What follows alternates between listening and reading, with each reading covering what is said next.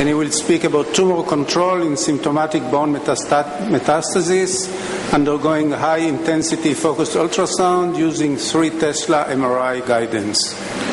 Thank you very much for this kind introduction, and I would like to thank you all for being part of this meeting. I would start with a general concept, and when we installed more than 1 year ago this machine, it was sold to us that pain relief in bone metastasis was something that could be achieved easily. The first thing that came up to my mind was, why just pain relief? So once we have such a technique, I would really push forward the methodology into tumor control. And that's the reason why I'm standing here today and share with you some of our results. You have already seen this picture, and this is basically the base in terms of scientific production, where I can stand, and from here I started my experience. And as you can see, pain palliation is something very, very feasible and achievable, even in very ill patients. For this reason, and I started also to look up at the scientific production that was out there, and it's something that catches my mind is that human beings were almost unique in having the ability to learn from the experience of others, are also remarkable for the apparent disinclination to do so. So I tried to reverse this phrase, and I started to learn from what others have been doing. And from the Chinese experience, I learned that high-intensity focused ultrasound can effectively ablate primary bone tumors. So why do not at least attempt to achieve such a result? And that was actually our intention. So we start from pain control, which is fine. So at the moment of our treatment, we already have an MRI imaging, which entails also perfusion, diffusion, and post-gadolinium imaging. Thus, as we plan a lot of follow-up, why don't we have a look into our tumor control in this specific patient population? And that was what we have done. You by now already know that this technique works for the pain palliation. Here is the patient setup. You probably have seen this movie already. We're using a 3T MR unit with the Insighted system. And our average treatment time, and for treatment time I just mean starting the first sonication, ending at the last sonication, is around 80 to 90 minutes.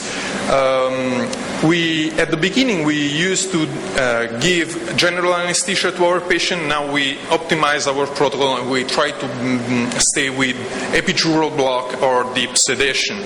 And this is very important because I need to give this patient more energy than what is generally required for pain palliation. So let me start with this very first patient. This was a melanoma patient with recurrence on the right scapula with this large metastasis, as you can see from this T2 and T2 facet image. And here is the perfusion study. So we ended up treating this patient. This is the table setup. This is the transducer, the gel pad, and here is the clearly visible lesion. This patient was under general anesthesia, and that's the reason why you see some effusion in the pleura. And after 26 sonication, which means an hour and a half almost treatment, this is what we get. So this is the perfusion pre-treatment, and this is the perfusion post-treatment. And the patient also had very good result in terms of pain palliation, but also we obtain perfusion control. Here is another patient came in from our oncology department, and she actually fainted twice while walking into our room, and she had this large lesion on the right iliac bone. Here is our setup during the treatment. As you can see, the cortical component was touched even in the inner portion and the outer portion.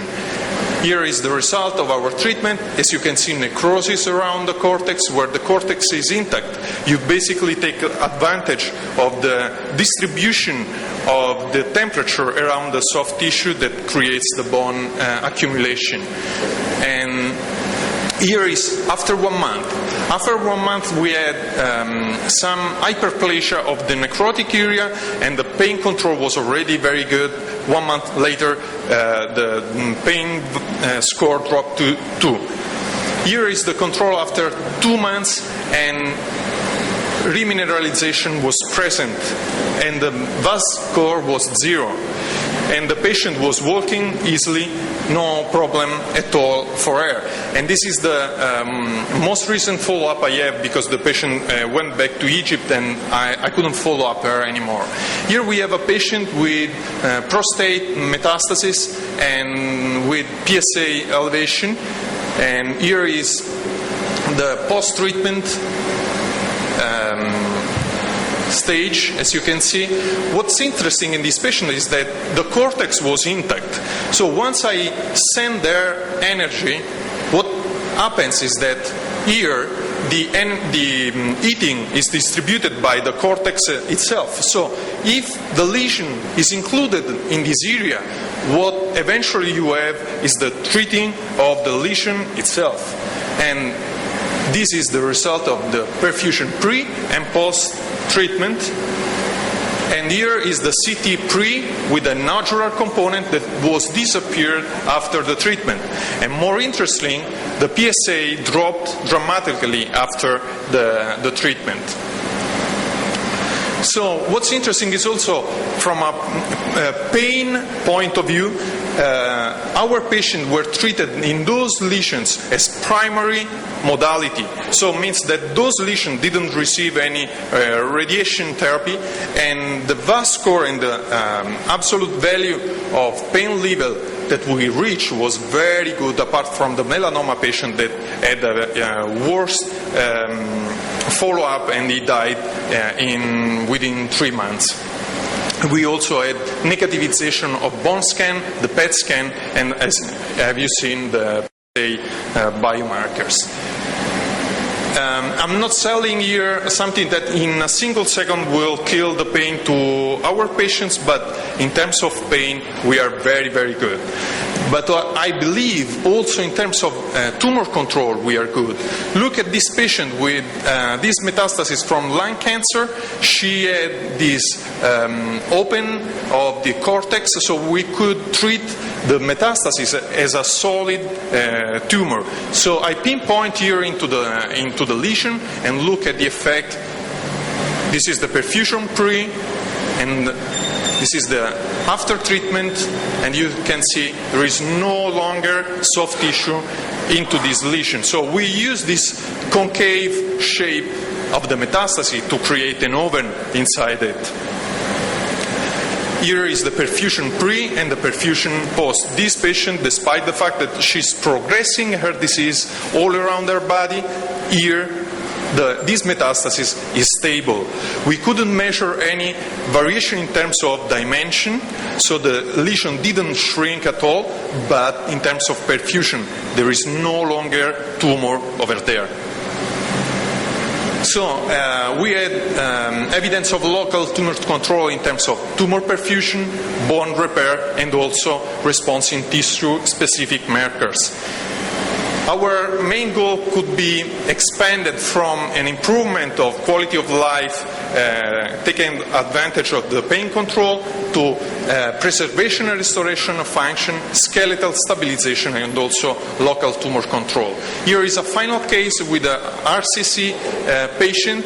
you can see that the cortical border here is almost intact, and that was very difficult patient to treat. First of all, it's renal cell carcinoma, very, very highly vascularized, and you can see from the perfusion study, very vascular, but we still treated, and you see here beautiful image of tumor control, even though we had a residual tumor right there. So my point was, let's go back and retreat this patient, because one of the beauty of this modality is that you can repeat the treatment. But wait and watch strategy dominated in this patient, and look, after 3 months he actually repopulated, and we have done the treatment in this lesion, and synergistically with radiotherapy we had a very good control at the end. So despite the fact that we still have tumor around there, we have a control of the disease after 1 year from the treatment. So the lesion now is stable with MRgFUS plus radiation therapy. So this modality, my personal view of this is that it's very good. Indeed, in conclusion, and there are, in our experience, no significant adverse events, but not even minor. We didn't have adverse events. I need to acknowledge that Insightec people were very active in terms of human resources close to us, so probably our learning curve was faster than others, but I need to thank all of them.